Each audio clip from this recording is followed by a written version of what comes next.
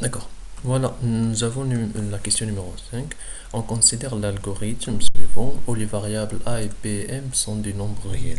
D'accord. Voilà notre algorithme. Avant l'exécution de cet algorithme, les variables a et b contiennent respectivement les valeurs 2 et 3. Donc au début, notre a égale à 2 et notre b égale 3. Parfait. Que contient-il à la fin de l'exécution de l'algorithme? Voilà, donc c'est ça notre question. D'accord. Notre question, c'est de trouver c'est quoi A et c'est quoi B à la fin de l'exécution de notre algorithme. Et pour répondre à la question, on doit remplir ce tableau. D'accord. Donc pour justifier notre réponse, il faut compléter en fait le tableau avec les différentes valeurs des A, B et B-A et M. Chaque fois, on doit en fait changer les valeurs de ces paramètres. D'accord. Donc c'est ça ce qu'on va essayer de faire. Donc on va dessiner un petit tableau. Ici c'est M, A, B, B-A. Et ça, je sais pas. On va voir. Alors au début nous n'avons pas le M, mais les valeurs premières, en fait l'initialisation de A et B les voilà. Donc A c'est 2 et B égale à 3. Donc c'est quoi B moins A? Bah, c'est 3 moins 2, ça veut dire 1. Donc il faut vérifier la condition B moins A supérieur à 0,1. Si c'est le cas, je vais rentrer ici. D'accord. Donc c'est ça l'idée de cet algo. Je suis toujours là, en boucle. Je refais en fait tous ces trucs. D'accord. Tant que je respecte cette condition, c'est-à-dire B moins A est toujours supérieur à 0,1. Et si je ne respecte plus cette condition, je dois sortir de cette boucle. Voilà l'idée de notre algorithme. Donc, il faut à chaque fois vérifier si je respecte cette condition. Donc, au début, est-ce que je respecte cette condition? Est-ce que le 1 est plus grand que 0,1? Oui. Donc ça, notre B-1 est plus grand que 0,1. Donc, je vais rentrer ici. Parfait. Lorsque je rentre ici, qu'est-ce que je fais? Donc, il y a 3 trucs à vérifier. En fait, il y a 2 trucs à faire. 2 trucs. Le premier, c'est de calculer en fait cette valeur, c'est-à-dire A plus B divisé par 2. Donc A plus B divisé par 2. Donc 2 plus 3 divisé par 2, c'est 2,5. C'est ça la valeur de notre M. Donc A plus B divisé par 2, c'est M. D'accord. Et qu'est-ce que je fais après? Bah, je vais faire celui-là. J'essaie de faire ça. Ça, c'est quoi? Vous voyez cette écriture? Nous avons déjà vu cette écriture. C'est rien que la fonction f. C'est comme je suis en train de calculer l'image par la fonction f de m. Et qu'est-ce que j'essaie de faire? Je vais essayer de voir le signe de ça, le signe de f de m. Est-ce qu'il est positif ou non? S'il est positif, je fais ça. Sinon, je dois faire ça. Voilà l'idée de notre algorithme. D'accord? Donc, on va essayer de calculer l'image de m chaque fois, dans chaque étape. Alors, donc, je vais calculer d'abord l'image de 2,5, puisque notre tout premier m égale à 2,5. Donc, l'image de 2,5, ça, on peut utiliser le calculatrice pour le calculer. Alors ici, je trouve quelque chose qui est négatif, qui est positif en fait. C'est à peu près 0,26. Donc ça c'est positif. Donc je suis là, je respecte cette condition. Donc qu'est-ce que je vais essayer de faire? C'est donner la valeur de M à B. Parce que en fait, on a trouvé que ça c'est positif. Donc c'est ça ce que donc A il reste le même, mais B je vais lui donner la valeur M, c'est-à-dire 2,5. Ensuite je calcule ça, B-1. D'accord? Ça moins ça, je trouve 0,5. Et 0,5 est toujours supérieur à 0,1. Donc je suis toujours à l'intérieur de notre boucle. D'accord. Ensuite, je vais calculer le a plus b divisé par 2 cette fois-ci. Ça plus ça divisé par 2. Donc ça vaut combien? Donc 2 plus 2,5 divisé par 2. Donc ça c'est un 2,25. D'accord. Maintenant je vais calculer l'image de 2,25. Donc je trouve à peu près moins 1 divisé par 0,4. Donc ça c'est quelque chose qui est négatif. Cette fois-ci, puisque notre image de m il est négatif, donc je vais utiliser cet résultat, c'est-à-dire d'affecter la valeur de m à b. Donc notre a, je vais lui donner la valeur de m, c'est-à-dire 2,25. Et notre b va rester constante, c'est-à-dire 2,5. Je calcule le b, je calcule aussi b moins a. Donc quand je calcule le b moins a, je trouve, donc b c'est 2,5 moins 2,25. Donc c'est quelque chose qui égale à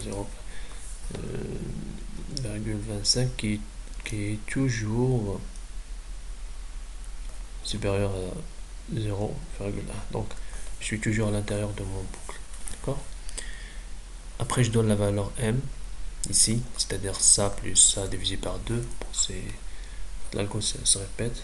Donc 2,25 plus 2,5 divisé par 2. Donc je tombe sur 2,375. D'accord, je calcule l'image de ça. Donc l'image de 2,375. Donc je trouve à peu près moins 0,65, disons. Donc c'est quelque chose qui est négatif. D'accord. Puisque c'est négatif, je prends cette condition. Donc je vais affecter la valeur de m à le nombre a. D'accord. Donc notre petit a il va changer. On va mettre celui-là, la valeur de m. Et notre b va rester constante, c'est-à-dire 2,5.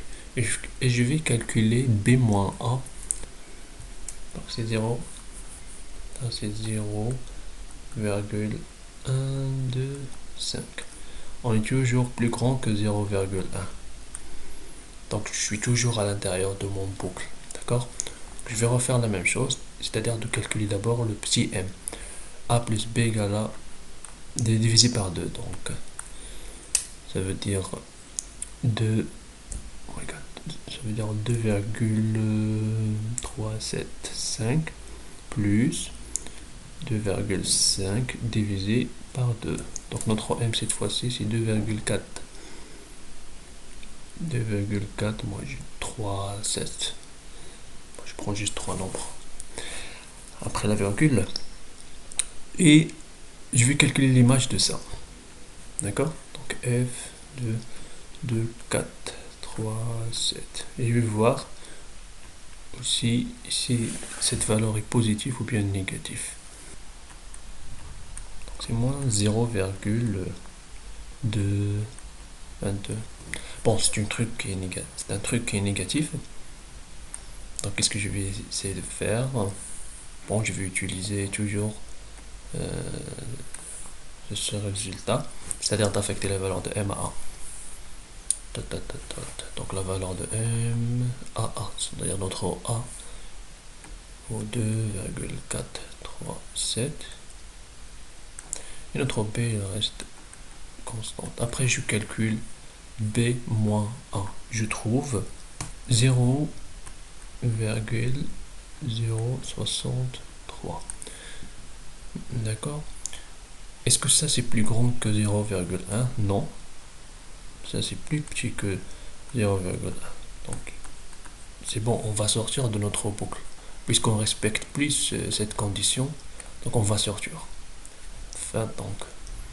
Et lorsqu'on sort de notre boucle, c'est quoi la valeur de A et P, parce que c'est ça la question en fin de compte. On doit préciser c'est quoi A et c'est quoi P à la sortie de notre algorithme. Donc notre A c'est ça, et notre B c'est ça, tout simplement. Question B, donc la question B c'est comment on peut utiliser ces valeurs obtenues à la fin de l'algorithme à la question précédente. Donc nous avons trouvé que le petit A égale à combien? 2,437. Et le petit B, ça vaut combien le petit B? C'est 2,5. 2,5, très bien. Et qu'est-ce qu'on a fait à la fin de notre calcul? Nous avons trouvé en fait l'image de ces deux nombres. Donc f de A, elle vaut combien? F de A, c'est ça, donc c'est ça. Égale moins 0,22. Et ça, c'est quelque chose qui est... Nous avons dit qui est négatif. Et le f de P, c'est quoi? Donc l'image de 2,5, c'est ça. C'est 2,26. 0,26 qui est positif. D'accord? Donc voilà, je peux écrire que 0 est compris entre ces deux nombres, c'est-à-dire 0,26 et moins 0,22. Est-ce que j'ai le droit d'écrire ça? Oui. 0 est compris entre deux nombres positifs et négatifs. On a le droit d'écrire ça. D'accord? Après, qu'est-ce que je vais essayer de faire? Je vais essayer de remplacer chaque nombre par son expression. C'est-à-dire, le moins 0,22, c'est quoi? C'est f de alpha. D'accord? Et le 0, c'est quoi le 0? Nous avons montré à la question précédente qu'il existe un seul unique alpha tel que f de alpha égale à 0. D'accord? Donc je peux remplacer 0 par f de alpha. Puisqu'on a un alpha qui vérifie ça, donc on peut remplacer 0 par alpha. Et le 0,26, c'est f de p. D'accord? Donc cela implique quoi? Cela implique que alpha... Pourquoi j'ai mis alpha ici? Désolé, ça c'est un A. Ok, ça c'est un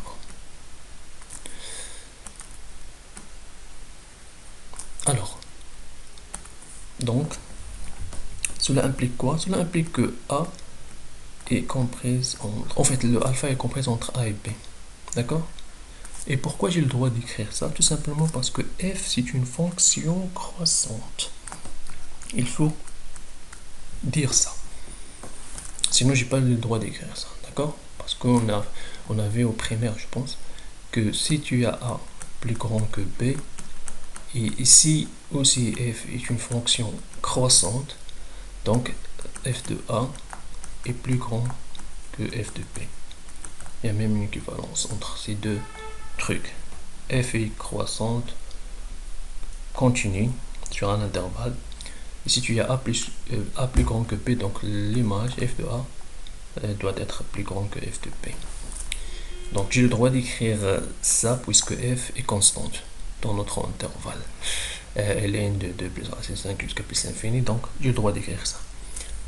Donc c'est ça le résultat qu'on a trouvé en fait pour répondre à la question comment on peut utiliser ces valeurs de A et B à la question précédente, voilà, pour trouver un très bon encadrement de notre alpha, parce que nous avons montré juste que alpha il existe un alpha égale à 0 sur tout l'intervalle de ln 2 plus racine 5 jusqu'à plus l'infini. Ok. Et dans cette question, nous avons vraiment trouvé un très bon encadrement de notre alpha, c'est-à-dire alpha est comprise entre B et A, donc A c'est 2,437 et B c'est 2,5, désolé. Donc B c'est 2,5 et A c'est 437, 2,437. C'est ça la réponse de notre question, pour trouver un très bon encadrement. Et à vous de rédiger. ce qu'on est en train de faire ici dans ces exercices, c'est juste de comprendre comment comprendre les questions et comment répondre à la question. C'est juste le brouillon. Après, c'est à vous de décrire tous les blabla nécessaires pour rédiger un très bon texte pour que le prof peut donner la note